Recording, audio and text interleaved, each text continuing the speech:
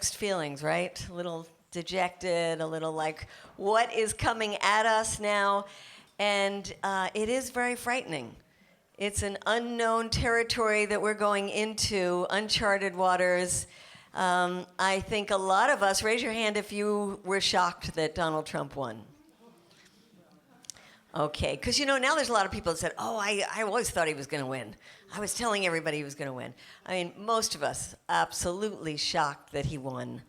And it still is hard to even say president. Okay, I won't say it. I live in Washington, D.C. It's hard to think of him in that White House. As I was getting to the airport this morning, there were a bunch of big, sort of tall white guys with Trump shirts on, and I was thinking, uh-oh, city's already being invaded. And it's going to be tough. It's going to be very tough. We already know what it means as far as people feeling really unsafe. I was just in a mosque in Fresno, California, and I was giving a talk about Saudi Arabia, and in the middle of the talk, somebody jumps on the stage, and they said, "Run outside, everybody, they're smashing our cars." And we ran outside, and indeed, somebody had come in and smashed the windows of about 5 of our cars. They took all my things, not just my suitcase, boxes of books, notes, everything. And the police came and they said, we can't call this a hate crime because they didn't leave anything behind. And the people of the mosque said, this has happened to us before. Whether it's a hate crime or vandalism, it makes us feel really, really unsafe. And certainly the women who were covered wearing scarves said that they feel very unsafe in the streets now. My friends in Black Lives Matter, when they heard that Jeff Sessions was nominated to be the next Attorney General, they said, Jeff Sessions, this is the same guy who, when was it, back in the 1980s, said that the NAACP was an un-American organization. And to think that he will be in charge of the legal underpinnings of our country. And of course, women. I mean, when that comment came out about Trump getting off that bus and all the things we heard about what he said, didn't you think, that's the end? That's the end of him. These Christians are not going to vote for him. No women in her right mind would vote for him. And it wasn't the end. No. So many horrible things that he's said and done about women. And then on top of that, a vice president, Mike Pence, who has been openly, as an elected official, taking away women's reproductive rights.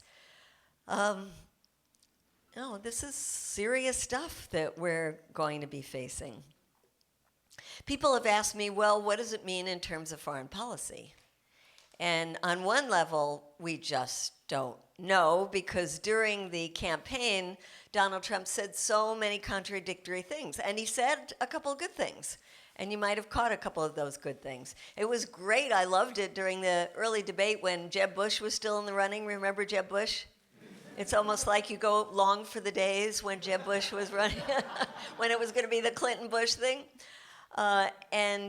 Remember, Donald Trump looked at Jeb Bush and he said, your brother, the worst president in history, and your brother got us into that Iraq war, which was a disaster, and your brother lied to the American people about weapons of mass destruction. He knew they weren't there, and he said it anyway.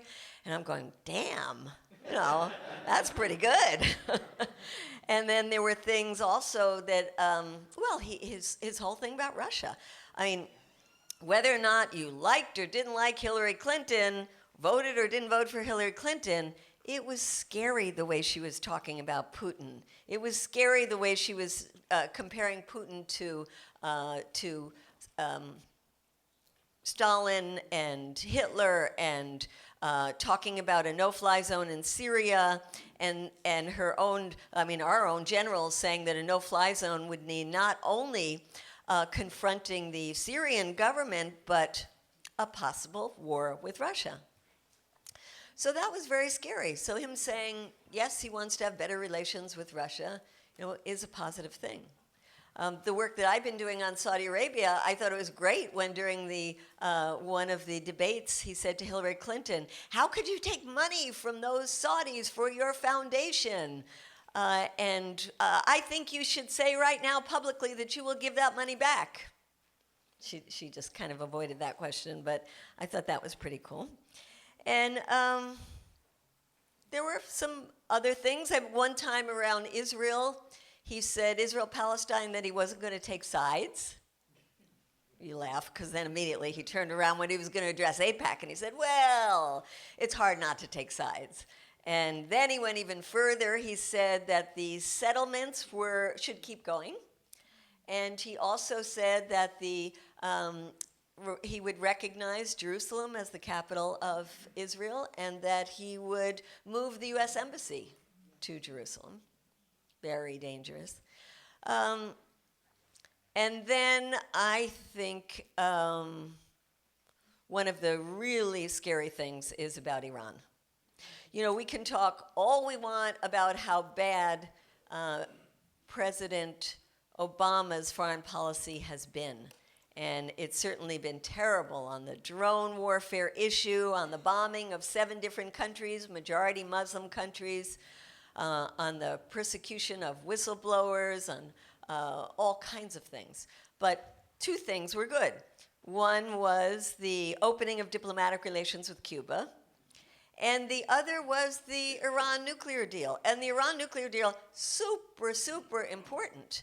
And so important that it was done against the wishes of not only Israel, but Saudi Arabia, and the big U.S. lobby groups like AIPAC and others that sprang up with millions and millions of dollars. On the other hand, there was President Obama and his administration and us, the communities, who got out there big time and really pushed for the Iran nuclear deal, because we knew we didn't want another war in the Middle East with a major country like Iran. So that was a very, very positive thing. Along comes Donald Trump, and what does he say? The stupidest deal I've ever seen. I would rip that up on day one. Of course, not recognizing or wanting to acknowledge that it was a multinational agreement, not just the United States and Iran. Couldn't just rip it up like that. And also that the other countries want this deal to keep going. But he could muck it up. He could keep the sanctions in place that are supposed to be lifted. He could impose new sanctions, and that would anger people inside Iran, especially the more conservative folks who always said, don't trust the West, you shouldn't even negotiate with them. And Iran could easily pull out of the deal, and where would that leave us? Back on a collision course. So there's a lot of scary things going on. And then, of course, who does Trump bring into his inner circle? Well, I mean, you look at this rogue cast of characters, it's like the revenge of the angry white men. And it is every single one that he has brought on, like Jeff Sessions, like Michael Flynn, who he's brought on for National Security Advisor, like Mike Pompeo, who he has nominated for the director of the CIA, all of them against the Iran nuclear deal. So that is a very, very dangerous thing. And the other thing to think of is, these corporations are really smart. And what happened on the day after Donald Trump declared victory? The stocks of certain corporations went right up, right?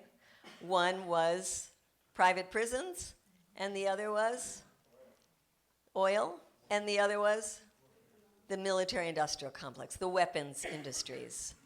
Because they know that Donald Trump talked about our military is hollowed out. Where the hell he gets that idea that our military is hollowed out when it takes up 54% of our discretionary funds, when it's almost as big as the rest of the world's military combined? And he says, we have to add more to the Air Force and to the Navy and to the Marines, and we have to update the equipment. And of course, we have the most high-tech equipment of anybody in the world. So naturally, the weapons industries were very happy when Donald Trump won. And there, I want to segue into talking about the book I wrote and why I wrote that book, and really reflecting two things: the strength of the oil industry and the strength of the military-industrial complex. And those two things combined have given Saudi Arabia a really outsized influence in the Middle East and in the world in general. And it is quite remarkable when we hear people in government and this incoming administration talk about Iran being the country that's spreading extremism around the world, that's an existential threat, and they don't talk about Saudi Arabia. In fact, Saudi Arabia came out in a piece today that the rulers in Saudi Arabia are very happy about Donald Trump. They think they will have just a fine relationship with Donald Trump. So we have to step back and look at what is going on between the US and this very, very, very important country in the Middle East, Saudi Arabia. And I realized that the peace movement wasn't looking at Saudi Arabia. And one of the reasons is it's hard to know what's going on in Saudi Arabia. You can't just go there. You can't be a journalist and just go there. You can't be a tourist and just go there. But the other thing is also, I think, this fear of feeding into Islamophobia. And I felt that today when we were at the march, and it was a beautiful march against Islamophobia, and how important it is as communities, and this community where people have suffered so much from Islamophobia and entrapment, to not feed into that idea that Islam is a violent religion, to not feed into what Michael Flynn, National Security Advisor, has called Islam a cancer. He said it's not really a religion, it's a political ideology. He said it was sick. Now, we don't want to feed into that. We don't want to feed into anything that's going to cause more problems for our brothers and sisters, our Muslims in our communities or overseas. But on the other hand, there is a problem with a certain ideology that the Saudis have perpetuated. And my Muslim friends say, please try not to call it a version of Islam. Call it a perversion of Islam, because it's not the kind of Islam practiced by the vast majority of people in the world that is a loving, compassionate form of Islam.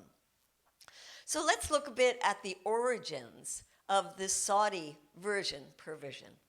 And that is going back to the 1700s, when there was this cult-like figure, Muhammad Wahhab, who had his interpretation of the Quran that was very fundamentalist and said, if you don't interpret it the way he did, then you were a heretic and it was okay to kill heretics. Well, that was very convenient for a certain family that wanted to go around killing people to take over lands, and that's the Saud family. They wanted to conquer the Arabian Peninsula, the holy lands of Mecca and Medina. And indeed, they made a marriage between their two families and went around conquering in the name of this ideology. And so, in 1932, the Kingdom of Saudi Arabia was declared. So I say kingdom because it still is today, in this day and age, a kingdom where power is passed down from the original founder to the son, to the son, to the son, to the son. Now there's no son that really can get out of bed in the morning. They're going to have to figure out who is the next one to inherit the throne. But a kingdom. And when you think of Saudi Arabia, Saudi is a family. It's one family. Now, this would not have lasted because these kind of things just don't last. They get overthrown by their own people, by neighbors. But you know what? This one didn't get overthrown, and you know why? Because of the discovery of oil. And with the discovery of oil in the 1930s, then this became an important country for the United States and the West. And the US decided they wanted to have a close relationship with this kingdom of Saudi Arabia. And in fact, there's a very famous meeting that happened during World War II with Franklin Delano Roosevelt meeting with the king of Saudi Arabia and declaring, not in exactly these words, but saying, we don't really care what you do internally, how you govern yourselves. We're going to make sure you don't get overthrown.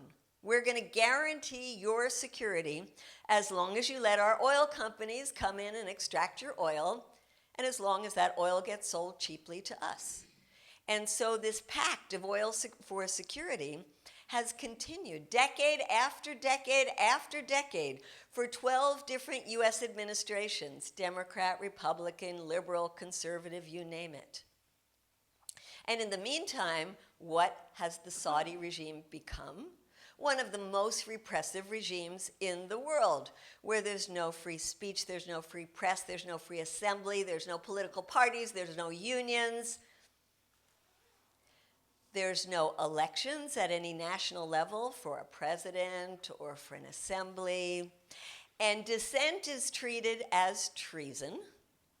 There are all kinds of ways that people can be given the death penalty, and the majority of the death penalty is by beheading. There's even a more gruesome crucifixion that they use from time to time, which is cutting off the head and then posting person up on a pole for several days in public as a warning to others. There's all kinds of non-violent things that could get you the death penalty. I would think that there's probably some people in here that might warrant the death penalty. Any atheists in the room? Come on, admit it, raise your hands. Any people that identify with the gay community in this room? Any sorcerers? Couple. So even bloggers, there's a case of a young man, Raif Badawi, with 3 young children. He had a blog that was just a very moderate kind of discussion about, shouldn't we have more free-thinking society? Shouldn't we be more liberal? Shouldn't we discuss the role of religion in government? And for that, he was originally given the death penalty, reduced to 10 years in prison and 1,000 lashes, and his lawyer was sentenced to 15 years in prison. This is a country that discriminates against entire segments of the population, like women. And usually when people in the US think about Saudi women, they think people who have to go out totally covered in public, which is true. It is not a choice. They also think about women not being able to drive, which is true. It is the only country in the world where women are not allowed to drive. But most difficult for women is the guardianship system. And that's a system by which from the day that a girl is born to the day that a woman dies, she has to have a male who is her legal guardian, who gets to approve or disapprove of major decisions in that woman's life. And if you have an enlightened father, an enlightened husband, maybe when you're older, an enlightened son who is your guardian, then your life can be pretty good. And if you have an unenlightened guardian, your life can be hell. And that's why thousands of Saudi women recently took the very courageous step of signing a petition calling for an end to the guardianship system. There's other segments of the population that are also discriminated against from the time they're born, and that is people who don't practice their religion as the Sunni Wahhabi version. So that could be Sufis, practice with dance and with music, a much different, lighthearted kind of Islam. Or it might be the minority Shia, who tend to live in the eastern part of the country, which is the oil-rich part of the country, where they should be the wealthiest people in Saudi Arabia, but no, they're discriminated against, and they constantly are rising up trying to demand their rights as equal citizens and get crushed by the Saudi government. And then there are non-Muslims living in Saudi Arabia. There are actually a lot of non-Muslims living in Saudi Arabia. In fact, there's 2 million Christians, and that's because there's a large foreign worker population. And these Christians are not allowed to have a public place of worship. Again, Saudi Arabia, the only country in the world where it's illegal to build a church or any other non-Muslim place of worship. In fact, it was illegal until 2004 for somebody Jewish to even enter Saudi Arabia. And I was naive enough to think when I was doing the research that because it's a theocracy, that it would have respect for other religions and people's right to worship. But no. And in fact, there is a law in the United States, the International Religious Freedom Act, that says that every year we taxpayers will pay for studies that are done of countries around the world and will rank them. And those that are the worst in terms of religious intolerance will be in a category called countries of concern, and they will be sanctioned. So every year the study's done, North Korea, country of concern, sanctioned. Burma, country of concern, sanctioned. Saudi Arabia, country of concern, no sanctions. Well, why, given that it's the law? That's because the State Department passed an indefinite waiver saying that Saudi Arabia would never have to be held accountable to U.S. law. So I mentioned that there are a large number of foreign workers. Well, of the population in Saudi Arabia, which is 30 million, 10 million of them are foreign workers, a huge percentage of the population. Now, there is another problematic foundation for this foreign worker program, which is you can't just say, oh, I'm from a poor village in Bangladesh or India or the Philippines. I'm going to go to Saudi Arabia and try my luck at getting a job. No. You have to already have a sponsor inside Saudi Arabia. You have to pay a recruitment fee for that job. You're already in debt by the time you get to Saudi Arabia. And then your sponsor is basically your owner for the time you are in Saudi Arabia. And Saudi Arabia is infamous for the way that many of the employers treat their workers. Sometimes it's domestic workers who aren't paid what they were supposed to be paid, aren't fed what they should be fed, are sexually abused, or construction workers who have to work 7 days a week, 12 hours a day in the hot sun. And say you go there and you find out this is not what you bargained for, you can't even leave the country because you need an exit visa, and the only one who can give you an exit visa is your employer. So it's a modern day form of slavery. In fact, slavery wasn't even abolished until 1962. So you have a country that's built on a very, very repressive system that's enforced not only by the military and the police, but there's also a special religious police that enforces these things. It wouldn't be bad, it's bad enough that this is the way they work internally. But in 1979, when the Iranian Revolution happened and a Shia theocracy came to power, the Saudis said, oh no, we are worried about the Shia spreading their version of Islam. We are going to take billions of dollars that we have made in the oil money and start building mosques and schools around the world to spread our ideology. And so indeed they did. And these schools and these mosques started spreading a much more extremist kind of Islam than existed previously in those countries. In fact, President Obama himself said that when he lived in Indonesia, the largest Muslim country in the world, that there was a very, very open, tolerant version of Islam.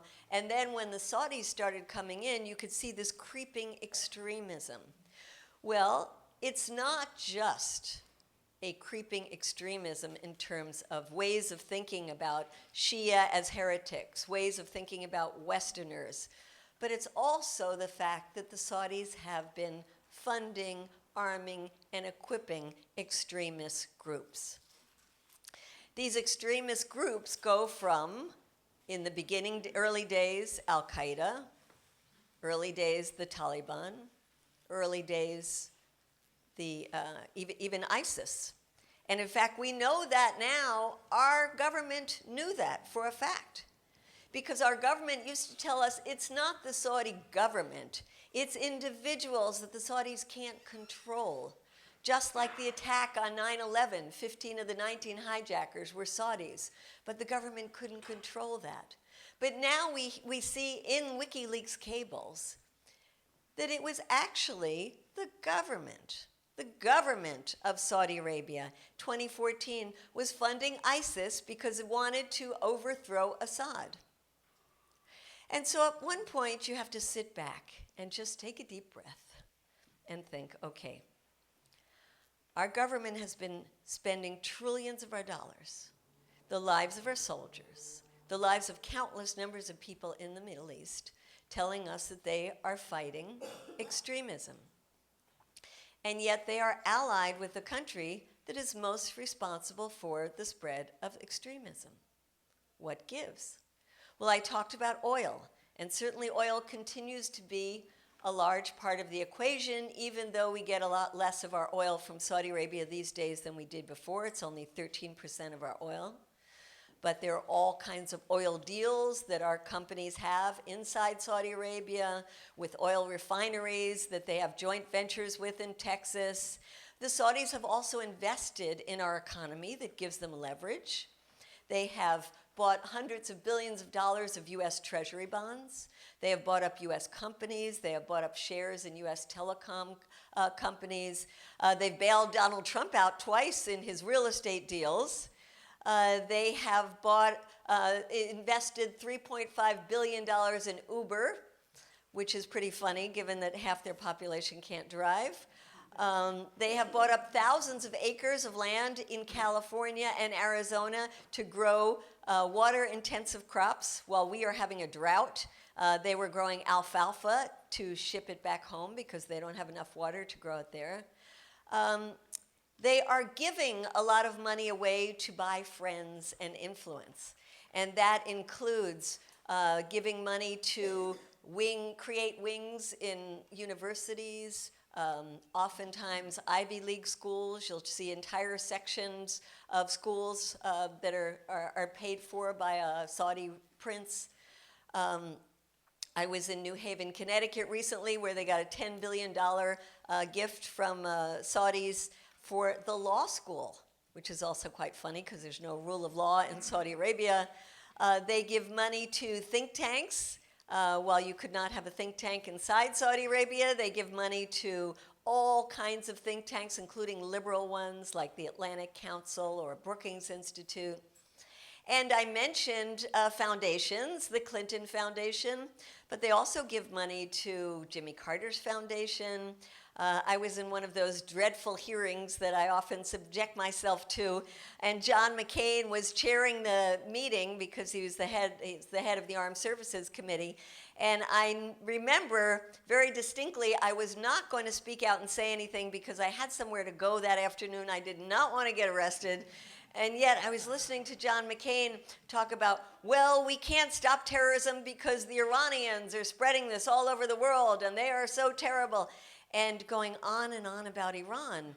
And I finally couldn't help it, and I just jumped up and I said, Senator McCain, why don't you ever speak out about Saudi Arabia and how it spreads extremism? And he gavels and be quiet and calling the police. And in the meantime, while they're coming in, I quickly Googled John McCain, Saudi Arabia. And what popped up? A Bloomberg News report that said John McCain has a foundation that has taken $1 million from the Saudis. It's really insidious. It's incredible. On top of that, they pay PR firms to represent them. There's 8 different firms that are registered foreign agents of the Saudi government based in Washington, D.C. Who runs these firms? They're former U.S. congresspeople, senators, people high up in the U.S. military. And they are shills for the Saudi government. In fact, one of the groups is called the Podesta Group. Have you heard of a Podesta? Oh. Yeah. So 2 brothers, Tony Podesta and John Podesta. John Podesta used to be chief of staff for Bill Clinton. They said, oh, we have so many good connections in Washington, let's create a lobby group. They did, and have many clients. John Podesta went off to be the chairperson of Hillary Clinton's campaign. And Tony Podesta became a paid registered agent of the Saudi government, earning $140,000 a month to represent the Saudi regime. And the last thing that the Saudis have done that I want to bring up is that they have become, amazingly enough, the #1 purchaser of U.S. weapons, by far. We have had the most massive weapons sales that we have ever had in our history, and it's to this repressive Saudi regime. And just under President Obama alone, there have been 42 different weapons deals totaling $115 billion. That is just massive. The Saudis are essentially propping up the U.S. military-industrial complex. And what do they do with those weapons? They use them to repress their population internally. They use them to put down uprisings like democratic uprisings in Bahrain after the Arab Spring, when Saudis went in with U.S. tanks to crush that uprising. More recently and devastatingly has been the intervention in the internal dispute in neighboring Yemen, where they were worried that one of the factions, the Houthis, were close to Iran and would give Iran a foothold in that country. And they went in thinking it would be quick and dirty, and instead now it's 20 months that the Saudis have been bombing already the poorest country in the region and turning it into an absolute basket case, with not only thousands of people being killed by the bombs, but then millions of people being displaced, millions of children suffering from acute malnutrition, so much civilian infrastructure being destroyed that there's now a cholera outbreak because they don't have clean water and they don't have the adequate medical facilities. And they would not be able to do this were it not for the support from the United States. Not only the weapons, but all of the maintenance of all of these weapons. The U.S. is even refueling the planes in the air for the Saudis, giving them logistical support, pinpointing the targets, giving them diplomatic cover. And the Yemeni people, many of them, rightly so, think of this as a U.S. war against them, which will have terrible repercussions for us for many years to come. And that's why finally, after 41 different deals that the administration made that Congress said nothing about, finally some members of Congress are speaking up and saying enough is enough, and having votes in Congress for the first time to cut off weapons sales. You would think in the Senate we would have gotten 100 votes because the U.S. is aiding and abetting in war crimes.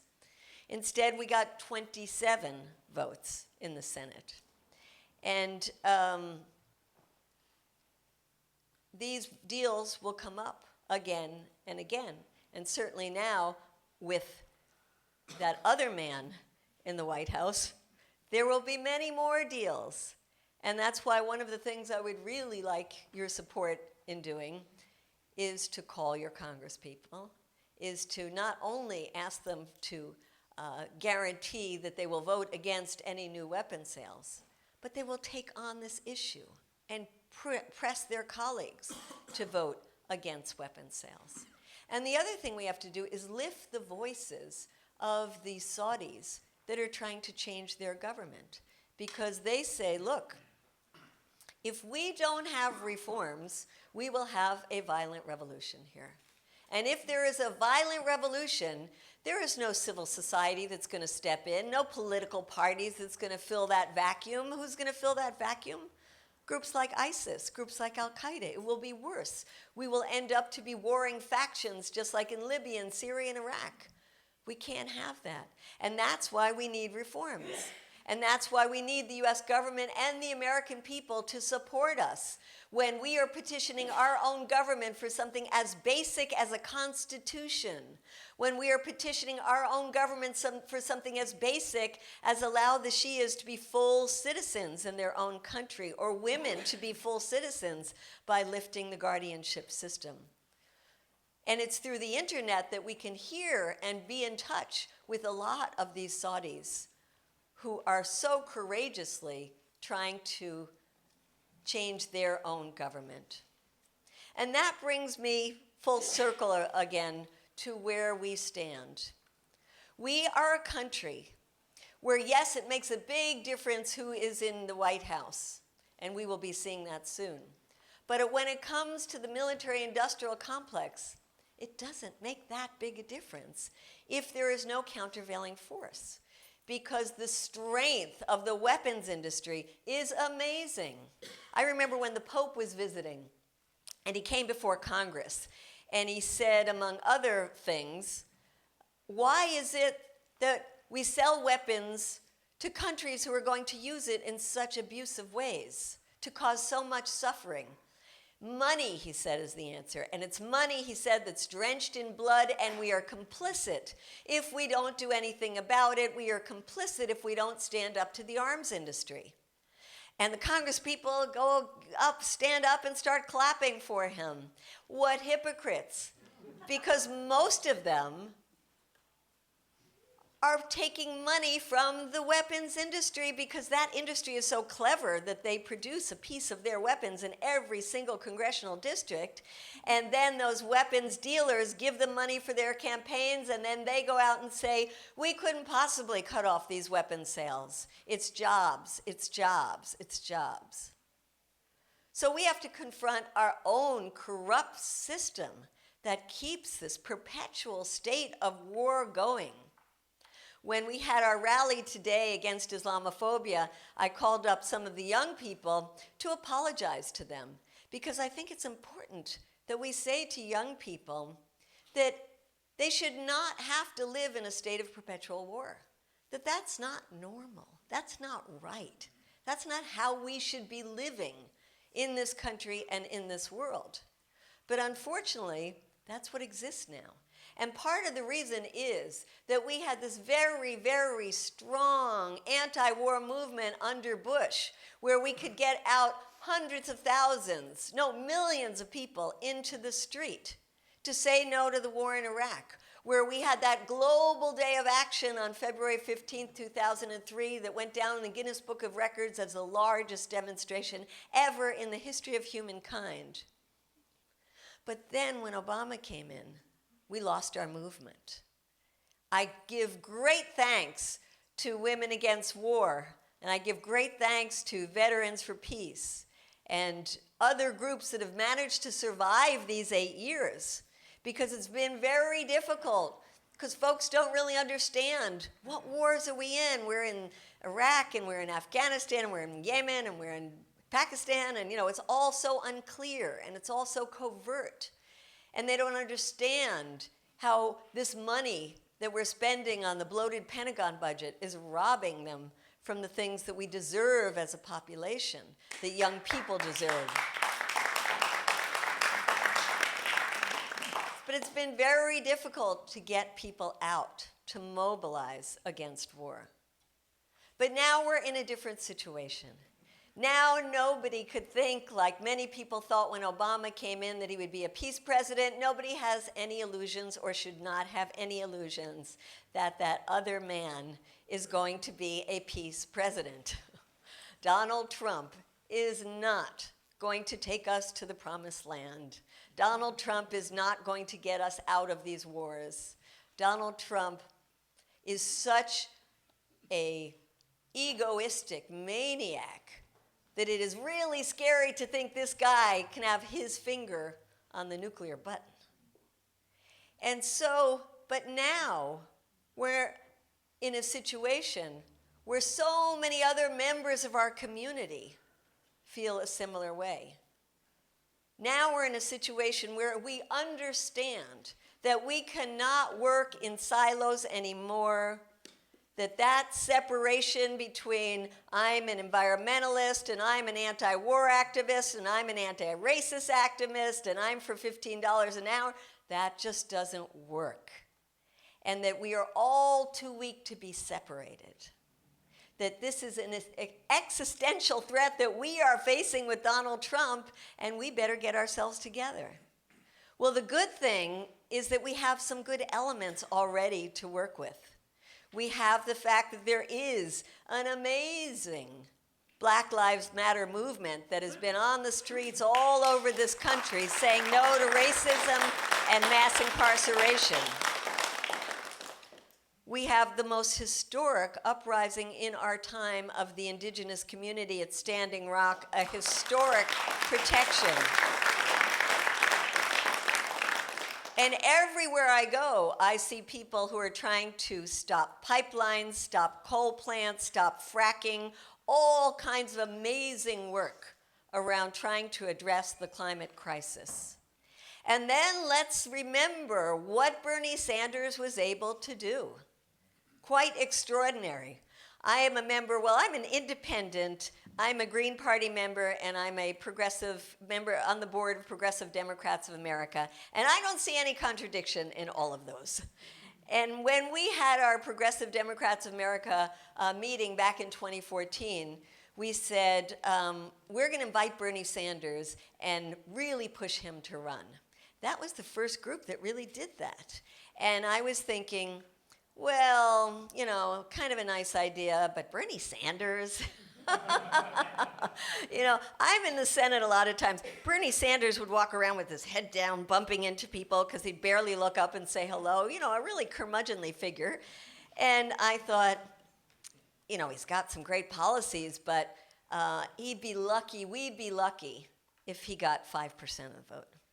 How wrong was I? How wrong was I to think that this older guy, this socialist Jew, would become a hero not only to people in his generation, but to all these young people who started to get tattoos with Bernie Sanders' face on them and really thought that he was the coolest thing ever. And he managed to get millions and millions of votes. And he managed to build a movement because there's such a thirst out there for something totally different. And when Bernie Sanders was laughed at and people said he's a socialist, no one will pay attention to him, that was precisely what got him so much adulation, is that people really wanted somebody who believed in a different system because they know this system is not working for them, especially young people who showed in polls during Bernie Sanders' run that they had a more favorable view of socialism than they did of capitalism. Quite extraordinary.